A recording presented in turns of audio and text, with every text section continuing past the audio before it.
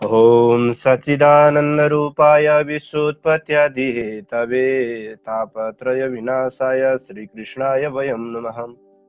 गुरुर्ब्रह्मा गुरुर्विष्णु गुरुर्देव महेश्वर गुरुर्साक्षात् परब्रह्म तस्मै श्रीगुरवे नमः।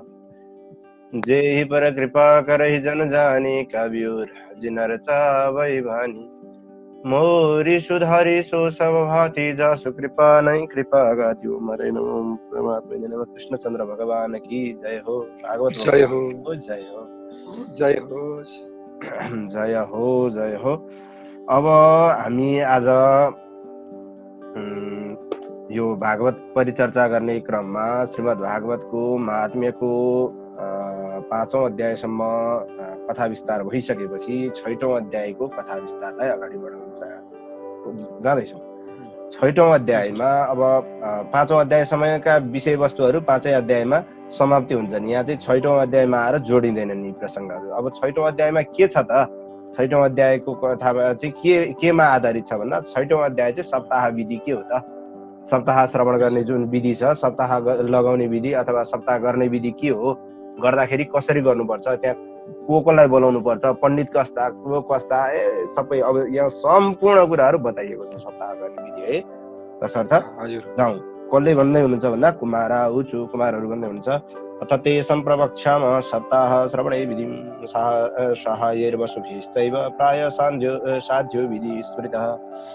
अब त्यसपछि हे नारदजी, हजुरहरूलाई हामी अब के गर्छौँ, यो सप्ताहको कुरा त अगाडि धेरैचोटि आए, सप्ताह सुन्नुपर्छ भन्ने कुराहरू आए, सप्ताह लगाउनुपर्छ भन्ने कुरा आए।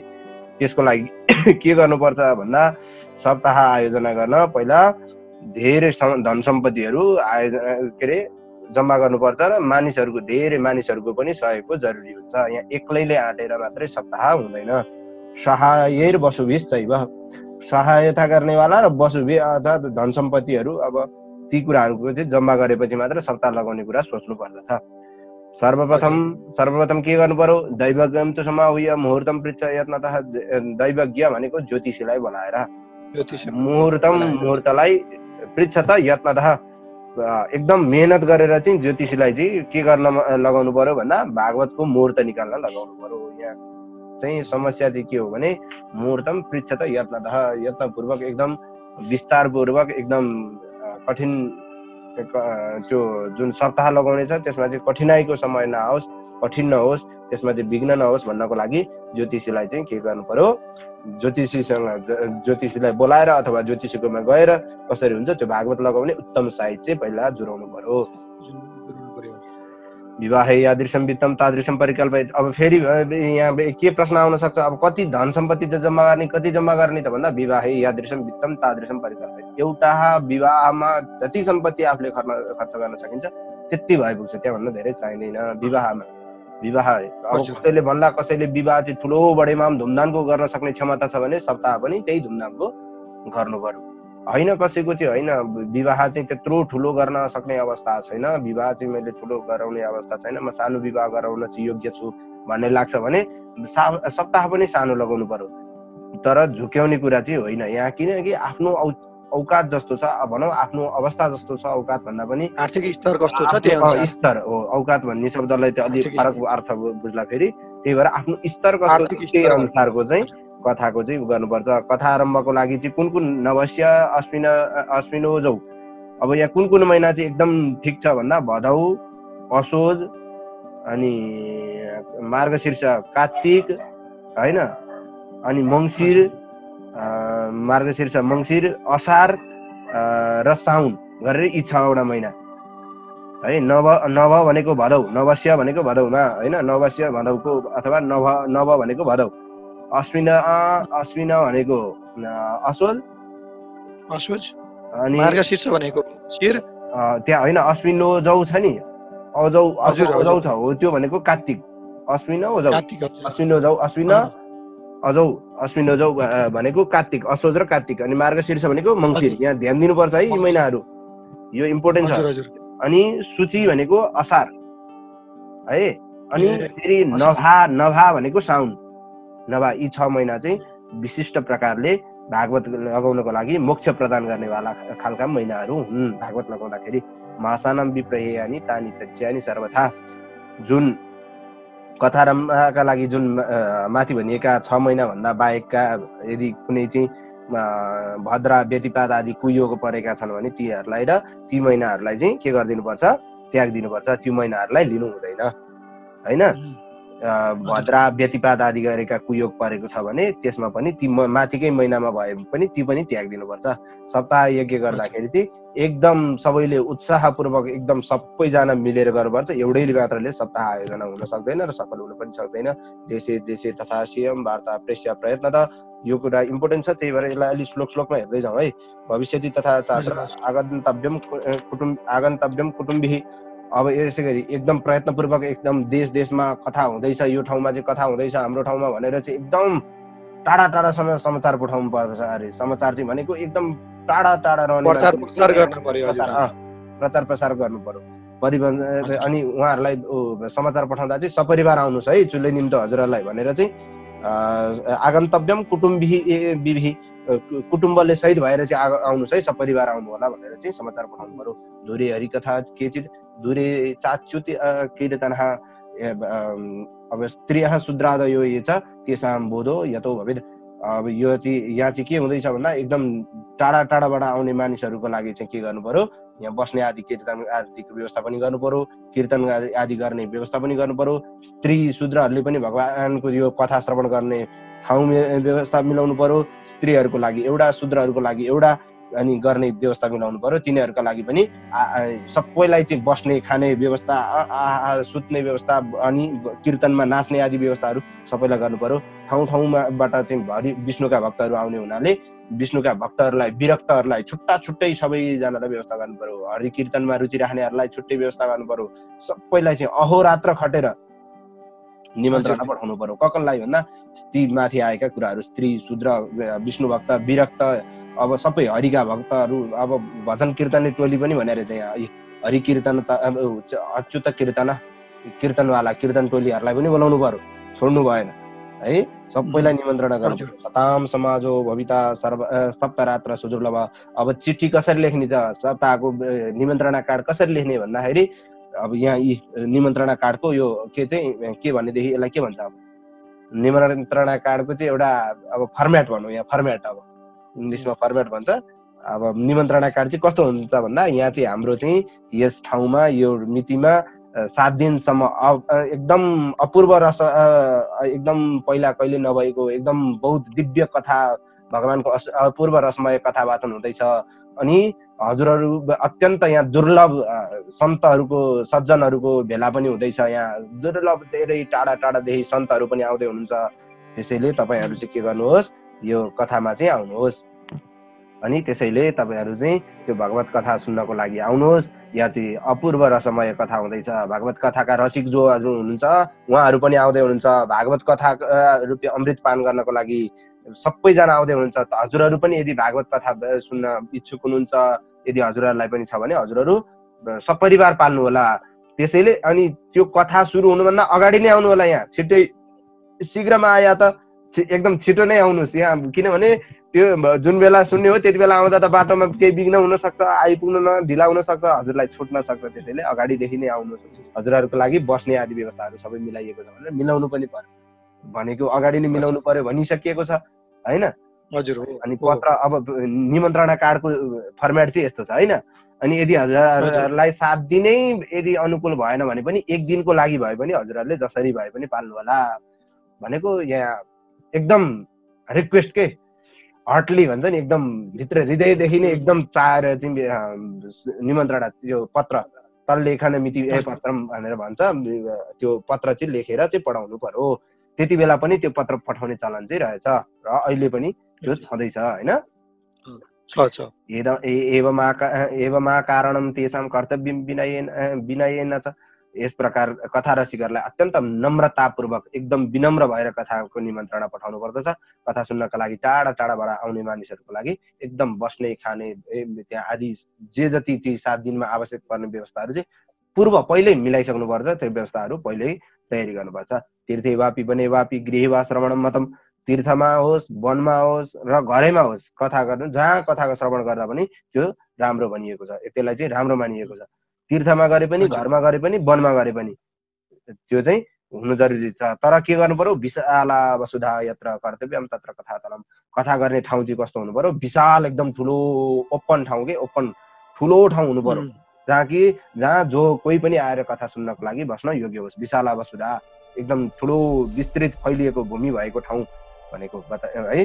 शोधनम मार्जनम भूमिर लेपनम धातुमण्डलम, त्यहाँ चाहिँ अब के गर्ने, सरसफाइ आदि लिपपोत आदि गर्ने कामहरू चाहिँ सबै रङ्गी बिरङ्गी गर्ने। अब सिँगार्ने काम अहिलेका मान्छेलाई के सिकाउनु पर्छ, ती सबै कामहरू चाहिँ गर्नुपर्छ भनेर यहाँ पहिले बताइयो शास्त्रले। अनि मण्डपमा चाहिँ कुर्ने आदि कर्ताहरूको लागि मण्डपमा सुत्ने व्यवस्था पनि, मण्डपमा बस्ने व्यवस्था, मण्डप कुर्ने व्यवस्था, सबै व्यवस्था पहिल्यैदेखि नै 3-4 दिन अगाडिदेखि नै मिलाउनु पर्छ। त्यहाँ मण्डपहरू तयारी गरेदेखि नै त्यहाँ मण्डप कुर्ने आदि व्यवस्था मिलाउनु पर्छ। त्यहाँ श्रोताहरूलाई, वक्ताहरूलाई छुट्टा छुट्टै मण्डपको व्यवस्था मिलाउनु पर्छ बस्नलाई है, कथा सुन्नलाई। अनि मण्डपमा के हाल्नु भन्दा केराको खम्बा, फल फुल पात होइन, अब झिलिमिली अब के हालेर चाहिँ सिगार्न सकिन्छ, यी सजावटका सामानहरू पनि त्यहाँ हाल्नु। मण्डपका चारैतिर विभिन्न ध्वजा पताकाहरू टाङ्नु र मण्डपको माथिल्लो भागमा चाहिँ ठुला ठुला 7 तले बनाउनु, जुन अहिले पनि बनाइन्छ। 7 तले बनाएर त्यहाँ चाहिँ परिकल्पना गरेर त्यहाँ लोकहरूको पूजा गर्नु, लोकहरूबाट विभिन्न लोकबाट आउने व्यक्तिहरूलाई बस्ने व्यवस्था मिलाउनु, ब्राह्मणहरूलाई बोलाएर त्यहाँ राख्नु। त्यस पछाडि वक्तालाई सबैभन्दा दिव्य एउटा आसन बनाउनु र वक्तालाई चाहिँ एकदम माथि उच्च आसनमा राख्नु। उदन्मुखो भवेत् वक्ता श्रोता र वै प्रधानमुख। अब वक्ता कता फर्किने, श्रोता कता फर्किने भन्ने कन्फ्युज हुन सक्छ। यदि वक्ता उत्तर फर्केर यदि वक्ताले कथा भनिरहनु भएको छ भने श्रोताले चाहिँ पूर्व फर्केर सुन्नु पर्यो। वक्ता उत्तर फर्किनु भएको छ भने श्रोताले पूर्व फर्किनु पर्यो, होइन वक्ता चाहिँ पूर्व फर्किनु भएको छ भने श्रोताले उत्तरतिर फर्किनु पर्यो। यी दुईटा भन्दा बाहिरको दिशातिर फर्कनु भएन। तर चारैतिर बसिएका छौँ, चारैतिर बस्ने अवस्था छ भनेदेखि चाहिँ फेरि यसमा कुनै दिशाको भेद चाहिँ हुँदैन। यो चाहिँ एउटा नियमको लागि मात्रै बनाइएको। चारैतिर बस्ने हुन्छ नि, गोलो भएर बस्ने बिचमा टक्क वाचक बसेर सुनाउने अवस्थामा चाहिँ यो दिशाको कुनै पनि महत्त्व सर्वत्र सबैतिर चाहिँ हुन्छ त्यसरी होइन। श्रोता र वक्ता दुवैले चाहिँ पूर्व फर्केर बसे पनि हुन्छ, श्रोता र वक्ताको लागि चाहिँ पूर्वपट्टि फर्केर बस्ने पनि एउटा नियम हुन्छ।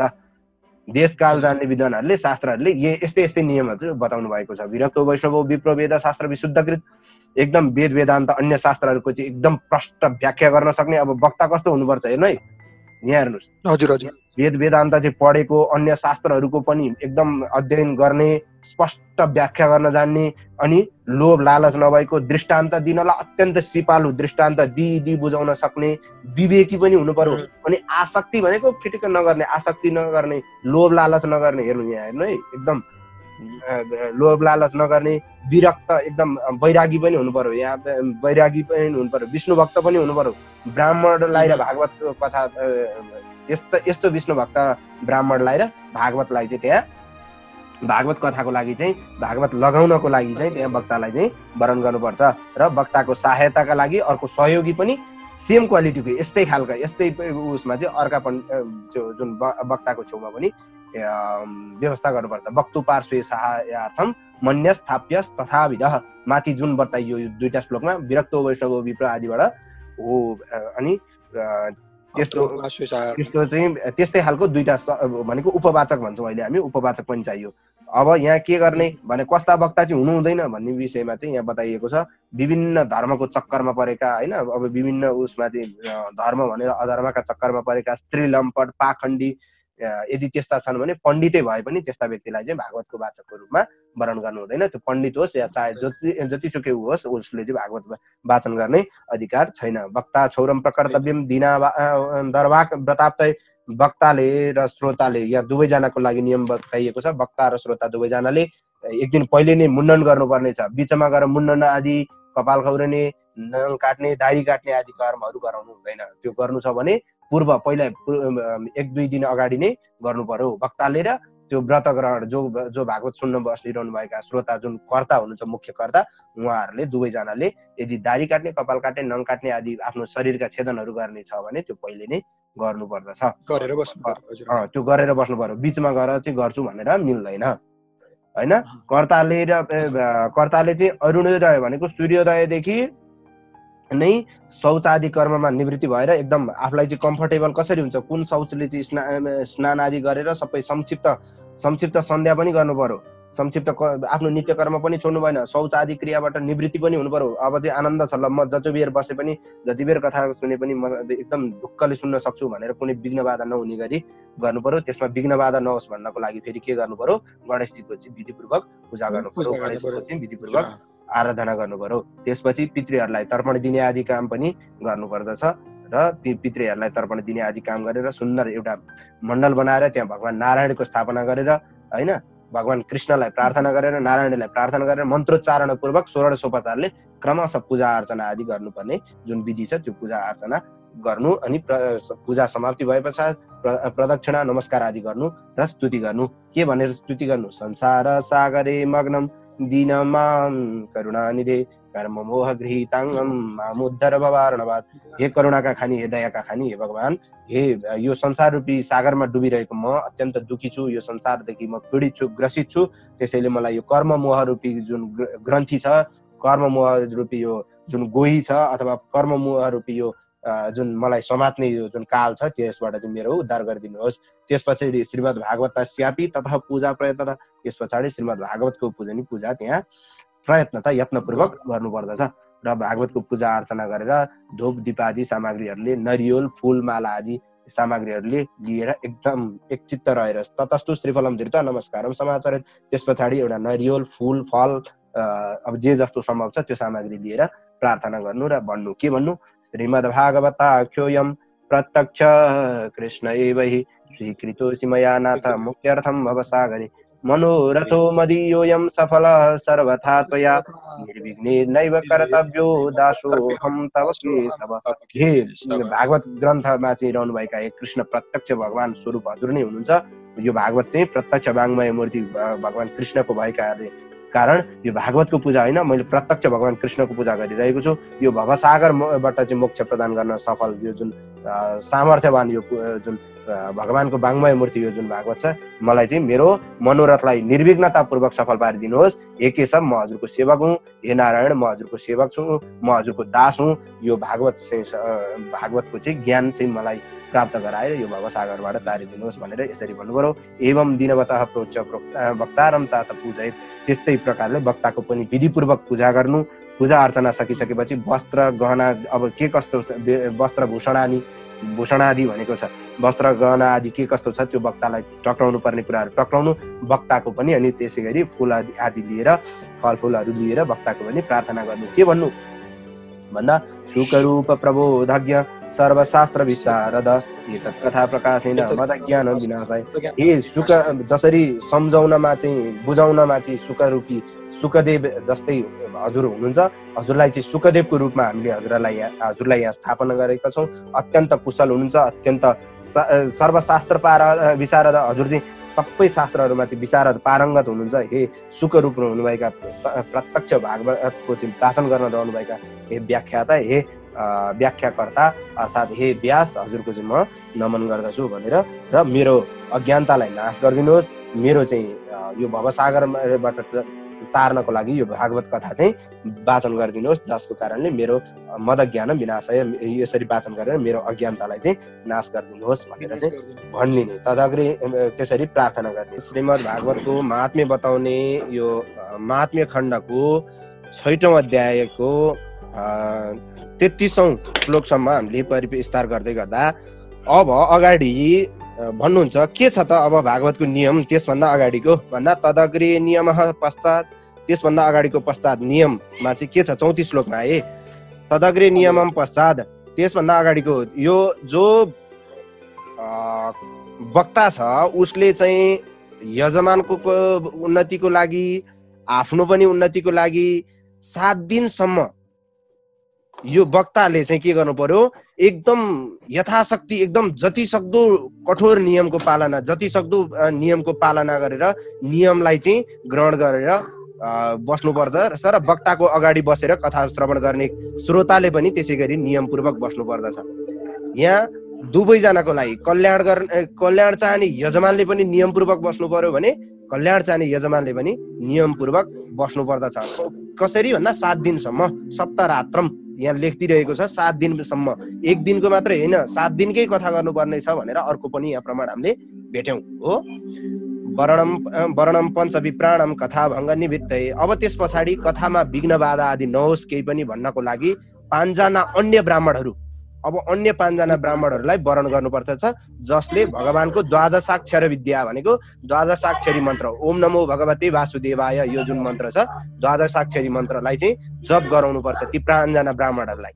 अब हामीले यहाँ अनेक नाम दिएर ती 5 जनाहरू ब्राह्मणहरू राखेको पनि पाइन्छन्। जस्तो कसैले चाहिँ गणेश गुरु भनेर चाहिँ गणेश टीका लगाउने आदि गर्ने काममा पनि नियुक्ति गरेको पाइन्छ, कसैले यज्ञाचार्य आदि गरेर पाइन्छ, कसैले जापक भनेर वरण गरेको पाइन्छ भने यो ती अन्य 5 जना ब्राह्मणहरूलाई चाहिँ यो द्वादशाक्षरी मन्त्र जपाउनु पर्दछ। के को लागि भन्दा त्यो द्वादशाक्षरी मन्त्र जपेपछि त्यहाँ चाहिँ भागवतमा कुनै विघ्न नआओस्, भागवतमा चाहिँ कुनै अप्ठ्यारो नपरोस्, भागवतमा चाहिँ कुनै पनि त्यस्तो विघ्न बाधाहरूले चाहिँ हाम्रो जुन शक्ति सञ्चय छ, जुन हाम्रो कर्म छ त्यसलाई विघ्न नगरोस् भनेर ती ब्राह्मणहरूलाई चाहिँ नियुक्ति गर्नुपर्दछ।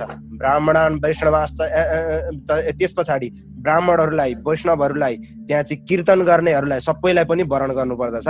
उनीहरूलाई पनि आफआफ्नो एउटा बस्ने आसनको छुट्टै व्यवस्था गर्नुपर्दछ। यहाँ कीर्तन गर्नेलाई चाहिँ यहाँ वरण गर्नु नपर्ने होइन, कीर्तन गर्नेलाई नै वरण गर्नुपर्ने छ, यहाँ देखाइहाल्यो।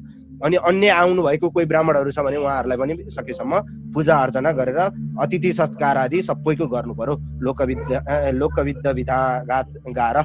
त्यस पछाडि लोक सम्पत्ति धन पुत्र आदिको चाहिँ चिन्ता छोडेर, अब यो लौकिक वस्तुको चिन्ता छोडेर वित्त भनेको धन, गारा भनेको सम्पत्ति, अनि त्यसको घर पुत्र, अब श्रीमती आदि कसको चाहिँ मन जान्छ नि, कसमा चाहिँ मन जान्छ नि, ती सारा कुराहरू छोड्नु पर्यो। यहाँ चाहिँ के गर्नु पर्यो भन्दा केवल हरिको चित्त शुद्ध एकदम गरेर हरिको चिन्तन गर्नु पर्यो, केवल भागवत भगवानको सेवा गर्नु पर्यो। यहाँ कि न कि अरू कुनै वस्तुको चिन्तन गर्ने, यहाँ ती कुराहरू चाहिँ छोडिदिने। घर सम्पत्ति जेसुकै भयो नि हो, 7 दिनको लागि वास्तै नगर्ने, त्यतातिर मन नै नदिने, एकाग्र हुने, केवल एकाग्र चित्त भएर चाहिँ ती कुराहरू चाहिँ श्रवण गर्नु पर्यो। यो 37 मा है। आसूर्योदय आरभ्य सार्धत्री प्रहरान्तकम। त्यस पछाडि कथा, अब वक्ताले कथा कसरी भन्ने त, कहिले कुन समयदेखि कहिलेसम्म भन्ने त भन्दा लगभग वक्ताले चाहिँ सूर्योदयदेखि कथा सुरु भएर सूर्योदयदेखि सुरु गरेर अनि सार्धत्री प्रहरान्तकम, त्रिप्रहरान्तकम सार्धम भनेको 3.5 प्रहरसम्म भनेको लगभग 1 प्रहरमा कति हुन्छ 2-3 घण्टा, 3 घण्टा, झन्डै 10 घण्टा चान्चुन चाहिँ कथा लगातार गरिरहनु पर्यो हो। त्यति गर्दा लगभग त्यति गर्दाखेरि चाहिँ कति हुन्छ भन्दा लगभग झन्डै सन्ध्या हुने बेलामा हुन्छ। सूर्योदय आरभ्य, सूर्योदयदेखि 10.5 घण्टा कथा गर्नु पर्यो, 10.5 घण्टा लगभग भनौँ। सार्धत्री प्रहरान्तकम, त्रिप्रहर भनेको पहिलो प्रहरमा 6 देखि 9 लगभग हाराहारी है।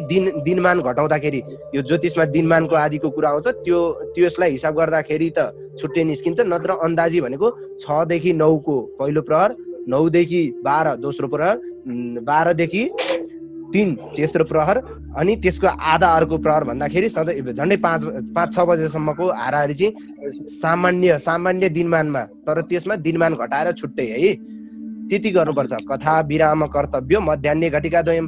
तर यही बीचमा चाहिँ के गर्नु पर्यो, मध्याह्न घटिका द्वयम, 2 घडी अर्थात् 48 मिनटको चाहिँ कथा विराम अर्थात् विराम गर्नु पर्यो। मध्याह्न घटिका द्वयम 48 मिनट, 2 घडी भनेको 1 घडीमा 24 मिनट, 2 घडी भनेको 48 मिनट, 48 मिनटको चाहिँ मध्याह्न गर्नु पर्यो। तत्कथा मनुकार्यम वै कीर्तनम। त्यति बेलामा पनि कथा छोड्नुको मतलब चाहिँ सानो बनाउने होइन, त्यति बेलामा चाहिँ कीर्तन आदि गर्ने। अब कहीँबाट कीर्तन टोली आएका होलान्, कहीँबाट अतिथिहरू आएका होलान्, उहाँहरूलाई सत्कार गर्ने, कीर्तन गर्ने काम चाहिँ के गरिरहनु पर्यो भन्दा निरन्तर चलिरहनु पर्यो त्यो 48 मिनट पनि। मलमूत्र जयार्थम हि लब्ध आहार सुखावह। मलमूत्रको चाहिँ वेगमाथि विजय प्राप्त गर्नको लागि, मलमूत्रलाई चाहिँ दुःख नदेश भन्नको लागि चाहिँ के गर्नु पर्यो, अल्पाहार, सकेसम्म अल्पाहार गर्नु पर्यो, हविष्यान्न बस्नु पर्यो। श्रोताले चाहिँ दिनमा एक पटक मात्रै भोजन, त्यो पनि अल्पाहार भोजन गर्नाले ती मलमूत्र आदि समस्याबाट चाहिँ के गर्न सकिन्छ, छुटकारा पाउन सकिन्छ, जसले गर्दा कथामा विघ्न बाधा आउँदैन। कथा गुरुले कथा अनवरत रूपमा धारा प्रवाह रूपमा दिइरहनु भएको छ, अचानक मलमूत्र चाहिँ दोष पर्यो, अर्थात् शौची सुची हुन जानु पर्यो, शौच हुनु पर्यो भनेदेखि त त्यो धारा प्रवाह गइरहेको कथा त छुट्ने भयो नि त शौच गर्न जाँदा। तसर्थ ती कुरालाई विजय प्राप्त गर्नको लागि श्रोताले सकेसम्म हविष्यान्न भनेको एक छाक बस्नु है, एक छाकी भन्छौँ हामी हो, एक छाक मात्रै खाने, त्यसमा पनि एक भक्तै खाने, त्यसमा पनि अल्प आहार बस्ने, लब्ध आहार, लब्ध भनेको थोरै, एकदम लब्ध आहार एकदम थोरै अल्प आहार गर्नु पर्यो। उपस्य सप्तरात्रम भई त्यस पछाडि सकिन्छ भने 7 रातसम्म निराहार बसेर बस्न पनि सकिन्छ। दुध मात्रै पिएर पनि बस्न सकिन्छ, अब घिउ मात्रै खाएर बस्न पनि सकिन्छ, अथवा फलाहार मात्रै गरेर बस्न पनि सकिन्छ, अथवा भोजनै गरेर बस्दा पनि केही फरक चाहिँ पर्दैन। तर के गर्नु पर्यो, आफ्नो शरीरको सुख साध्यम भवेत्, शरीरको सुख हेर्नु पर्यो। शरीरलाई चाहिँ के गर्दा चाहिँ एकदम सहज हुन्छ र कथा पनि छुट्दैन। यहाँ यो कुरा ध्यान दिनु पर्यो। कसैले चाहिँ नखाइ बस्नुपर्छ भनेर भन्छ भनेदेखि यो श्लोकले यहाँ त्यो भन्दैन। शरीरको सुख हुन्छ भनेदेखि खाएर बस्दा नि हुन्छ। यी सकिन्छ भने निराहार गर्ने, भएन भने दुध मात्रै, त्यो पनि भएन भने घिउ मात्रै, त्यस पनि भएन भने फलाहार, त्यसमा नि भएन भने एक समय भोजन गरेर पनि त्यो गर्न सकिन्छ। तर आफ्नो शरीरको सुविधा हेर्नु पर्यो र कथाको चाहिँ भङ्ग हुनु भएन, कथामा चाहिँ धेरै विघ्न बाधाहरू आउनु भएन है। त्यो भयो भनेदेखि चाहिँ कथा श्रवणमा चाहिँ विघ्न बाधा आयो भनेदेखि चाहिँ त्यो सुन्नु र नसुन्नु ऊ हुन्छ, कथा विभेद हुन्छ त्यहाँ है। सुन्नु र नसुन्नु उस्तै हुन जान्छ। कहिलेकाहीँ आदि अल्पज्ञानी भयङ्करी भन्छ नि, आदि कुरा अल्पज्ञानले चाहिँ भयङ्कर हुन्छ। कहिलेकाहीँ के भइदिन्छ भन्दा एकजना के समस्या परेछ भने एकजना गुरुले कथा गर्ने क्रममा भनिदिनु भएछ, के भनिदिनु भएछ भने मासु खाँदा दोष लाग्दैन भनेर कथामा अचानक भनिदिनु भएछ। श्रोताले त्यति मात्रै सुनेर श्रोता हिँडेछ। भन्नुभएको थियो चाहिँ उहाँले परिस्थिति बताउँदै हुनुहुन्थ्यो वाचक गुरुले, परिस्थिति यस्तो यस्तो अवस्थामा चाहिँ मासु खाँदा दोष लाग्दैन, यो अवस्थामा चाहिँ मासु खान सकिन्छ भनेर चाहिँ उहाँले परिस्थितिहरू पछाडि विस्तार गर्दै हुनुहुन्थ्यो। उहाँ जो कथा सुन्न बस्नु भएको श्रोता थियो उहाँले चाहिँ टाउको टुप्पी मात्रै सुन्नुभयो, जुन मासु खाँदा दोष लाग्दैन मात्रै सुन्नुभयो, अनि अथवा उतातिर हल्ला गर्न थाल्नुभयो अथवा उठेर हिँड्नुभयो। गरिसकेपछि के भयो भने उहाँको दिमागमा त अब सधैँ सेट हुने भयो, फलानु वाचकले भनेको मासु खाँदा दोष लाग्दैन रे, ए बजा भाइ भन्नु भरेदेखि बजाउनु थाल्यो। गोविन्द आए नमो नमो हुन्छ। तर भन्न खोजिएको त्यहाँ परिस्थिति थियो, त्यहाँ अवस्था थियो, त्यहाँ अपराध क्षमा हुने ठाउँ थियो होइन। त्यो कुराहरू छोडेर चाहिँ मान्छेले चाहिँ के गर्यो, मासु खाँदा दोष लाग्दैन भन्यो, आदि कुरा सुनेर हिँड्यो। त्यही भएर कथाको बिचमा बोल्नु नि हुँदैन, कथाको बिचमा अन्त मन लैजानु नि हुँदैन, बरु कथा सुन्दै नसुन्नु बेस। सुनिसकेपछि कथाको प्रसङ्ग चाहिँ गुरुले के भन्नु लाग्नु भएको छ त्यो चाहिँ पूर्ण सुन्नु जरुरी हुन्छ, पूर्ण अगाडिदेखि पछाडिसम्म। ठिक छ, हिँड्नै छ भनेदेखि कथा प्रसङ्ग सकिएपछि उठेर हिँड्नु पर्यो, किन भन्दा त्यति हुँदाखेरि त्यो प्रसङ्गमा आएका कुराहरू समाप्त हुन्छन्। तसर्थ त्यसले गर्दाखेरि कथा भङ्ग हुँदैन। यो कुरालाई ध्यान दिनु पर्यो कथा श्रवण गर्ने श्रोताहरूले, चाहे त्यो कर्ता भएर बस्नु भएको होस् चाहे नबस्नु भएको होस्, केही ऊ भएन, तर त्यो कुरालाई ध्यान दिनु पर्यो। भोजनम तु वरम मण्डी कथा श्रवण कारकम नोपवासो वरः प्रोक्तम कथा विघ्न करो। यदि उपवास गर्दा कथा श्रवण गर्दा चाहिँ यदि कथा श्रवण गर्न चाहिँ भोजन आदिले चाहिँ असुविधा हुन्छ भनेदेखि उपवास गर्नु पर्दैन।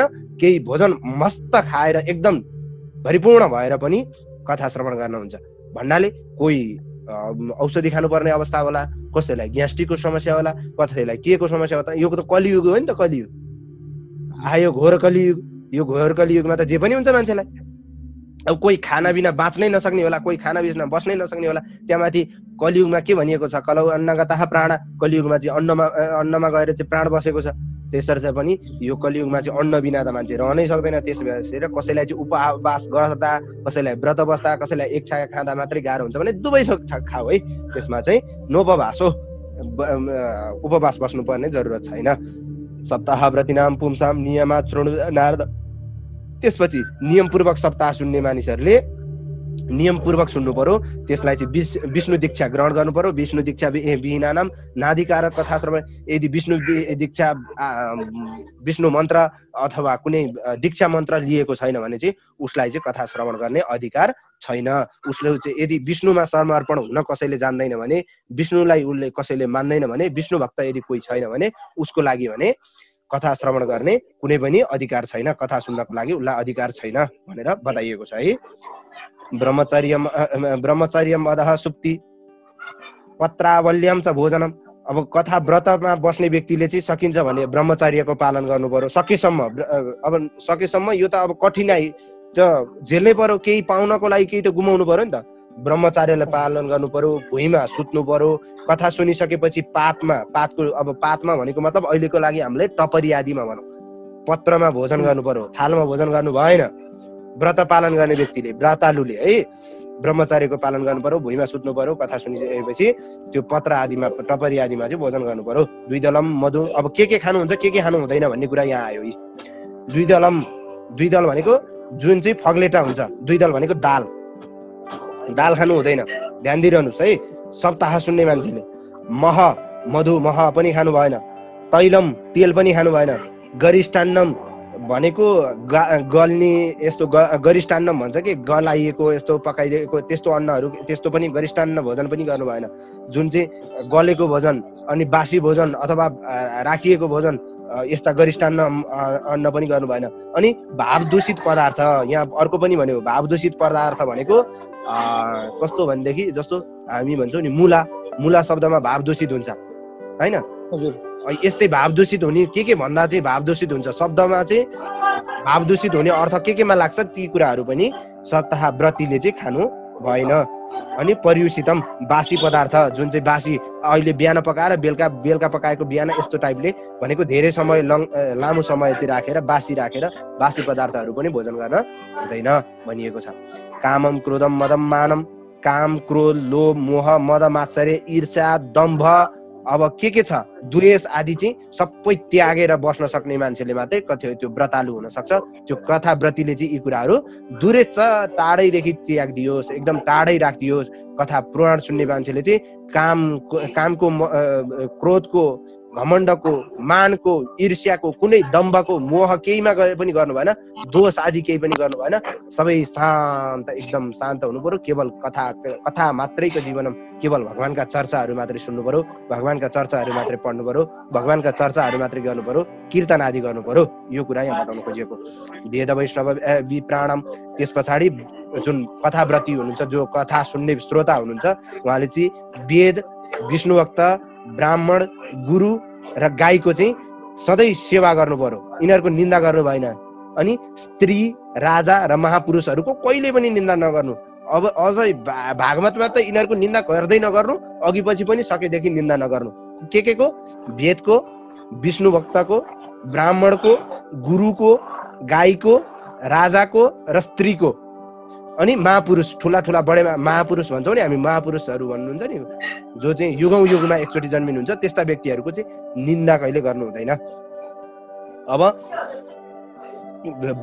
व्रतालुले चाहिँ यहाँ अलिक कठिन नियम पनि बताइएको छ। व्रतालु चाहिँ रजस्वला भएकी स्त्री, अनि अन्त्यज भनेको नीच योनिमा जन्म भएको, लेख्छा आदि, पतित, गायत्री नजप्ने ब्राह्मण, गायत्रीहीन ब्राह्मण, गायत्री नलिएको ब्राह्मण, अनि ब्राह्मणसँग द्वेष गर्ने मान्छे र वेदलाई नमान्ने मान्छेसँग बोल्दा पनि नबोल्नु भन्छ। यहाँ बोल्दा पनि नबोल्नु, यी नबदेत।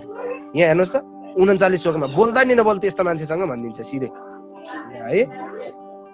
कोसँग भन्दा फेरि सुन्नुहोस्, स्त्रीसँग, रजस्वला भएको स्त्री, फेरि सामान्य नर्मल अवस्थाकी स्त्रीसँग होइन, जो रजस्वला भएकी छिन् उनीसँग, अन्त्यज जो चाहिँ नीच योनिमा जन्म भएको छ, लेख्छ, अनि त्यसपछि पतित, अनि त्यसपछि गायत्रीहीन ब्राह्मण, गायत्री नजप्ने ब्राह्मण आदि गरेको है। अनि ब्राह्मणलाई दोष गर्ने मान्छे, अनि वेदलाई नमान्ने नास्तिक हो वेद निन्दक भन्छ। नास्तिक भनेको को भनेर कसैले सोध्यो भने नास्तिक हो वेद निन्दक, जसले वेदलाई निन्दा गर्छ त्यो नास्तिक हो। त्यस्ता मान्छेसँग बोल्दा नि नबोल्नु।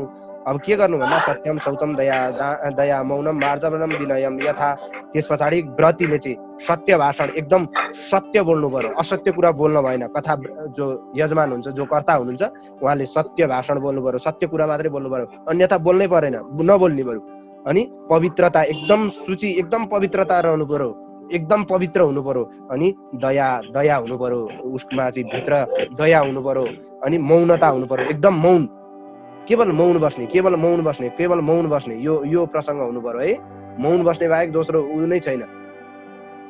अनि त्यस पछाडि मौन भएपछि सरलता, एकदम विनयता, सरलता पनि हुनु पर्यो। अनि उदारता पनि हुनु पर्यो है, बुझिन्छ नि, उदारता, यी आदि कुराहरू हुनु पर्यो। त्यस पछाडि अर्को श्लोक आयो, दरिद्रश्च क्षयरोगी निर्भाग्य पाप कर्मवान। दरिद्री, क्षयरोगी अनि जो रोगले ग्रस्त छ, अनि जो भाग्यहीन छ, जो पापी छ, अनि जो चाहिँ सन्तानहीन छ र जो मनुष्य जन्म भएर मुक्तिको कामना गर्दछ भने ती व्यक्तिले चाहिँ भागवतको अत्यन्तै धेरै सेवा गरोस्। ती व्यक्तिले भागवतको कथा जसरी पनि सुनोस्। यहाँ हेर्नुहोस्, यी व्यक्तिहरूले कसले भागवत सुन्नै पर्ने? दरिद्री छ, जो दरिद्रीपन छ, जो क्षयरोगी छ, अनि जो पीडित छ क्षयरोगले, जो अन्य रोगहरूबाट ग्रस्त छ, जो भाग्यहीन छ, मन्दभाग्य छ, जो पापी छ, जो सन्तानहीन छ र मोक्ष चाहने मान्छे। अर्को तलतिर पनि भन्छ, अपुष्पा काक बन्ध्या छ, बन्ध्या या छ मातृभारका। अनि जो चाहिँ जुन नारीको चाहिँ रजस्वला प्रब्लम छ, रजस्वला प्रब्लम मिन्स प्रब्लम भन्छौँ नि हामी, त्यस्ता नारीले, अनि एकपटक सन्तान भएर अर्को पटक सन्तान रोकिएका व्यक्तिहरूले, अनि जो सन्तानै नभएकाहरूले, अनि जो सन्तान जन्मिनुभन्दा अगाडि नै मर्छ अथवा जन्मेपछि मर्छ, जसको चाहिँ बारम्बार गर्भ तुइन्छ, त्यस्ता नारीले चाहिँ विशेष विशेष विशेष भगवत कथा सुन्नै पर्छ। यस्ता नारीहरूले, हाम्रो शास्त्रले यस्ता नारीहरूलाई विशेष स्थान पनि दिएको छ। अहिले त अब यस्ता नारीहरूलाई हेला गर्ने चलन आएको पनि छ भने भागवतले चाहिँ त्यो केही पनि भन्दैन। भागवतले चाहिँ यस्ता नारीहरूलाई विशेष यत्नतः प्रयत्नतः, यहाँ हेर्नुहोस् त 52 श्लोकमा चाहिँ यत्नपूर्वक गर्नुपर्छ भनिएको छ। त्यस पछाडि एतेषु विधिना श्रावे यदक्षर यतम भवेत्। त्यस पछाडि विधिपूर्वक यसरी चाहिँ यदि कसैले कथा सुन्छ भने त्यसले अक्षय फल प्राप्त हुन्छ। जुन क्षय नहुने फल प्राप्त छ, त्यो कथा चाहिँ अत्युत्तम छ, अत्युत्तम छ।